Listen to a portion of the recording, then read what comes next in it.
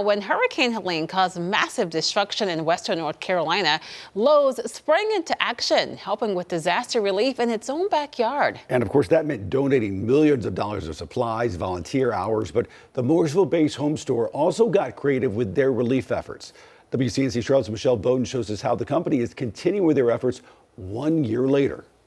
Even longtime employees here at Lowe's who are used to being in disaster zones were struck by the sheer magnitude of what happened almost a year ago because of Helene. And because of that, the company got creative in their recovery efforts.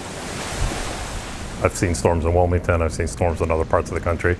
Quite honestly, wasn't anticipating the amount of devastation that we saw and just really the need from the people that were desperate for both supplies and other services. Sean Riley is a regional vice president with Lowe's, part of a massive team helping lead the store's efforts in helping with recovery. We're from North Carolina, so this is super personal for us, and our team took it very personally. These are communities that we live in. Our associates were also impacted.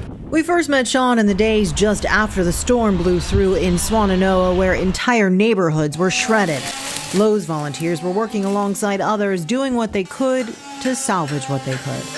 All this while they were cleaning up their own stores. The Boone Lowe's flooded, but opened the next day so people could get much needed supplies. Things like generators and chainsaws, long handle tools, ATVs that were utilized to be able to get up into the mountains in some areas to help get people out of their homes that had been trapped for a period of time.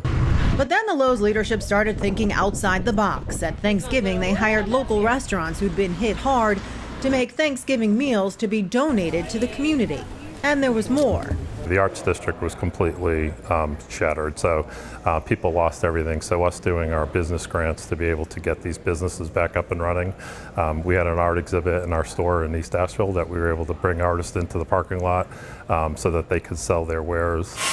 Perhaps the most impactful thing Lowe's did, working with a Charlotte area builder to design, build, and distribute tiny homes to people who'd lost everything. You know, Lowe's was able to do over 130 tiny homes. I think 67 of them were donated before Christmas Eve or by Christmas Eve up there, so that they could actually put them on their land. So as they were rebuilding or having construction done, that they'd have a safe place to be able to stay. A year later, the work continues. There's only still a lot of work to be done in western North Carolina. So, you know, one of the comments that I heard over and over again from people, you know, when you'd ask, what do you need, is just, you know, please don't forget us. So I think, you know, as the year has gone by, it's, you know, easy for us to be able to back that up and say that, you know, we haven't gone anywhere. One of the Lowe's stores there in East Asheville took on 14 feet of water. It was forced to close for months, finally reopened this past spring. Reporting in Charlotte, Michelle Bowden, WCNC Charlotte.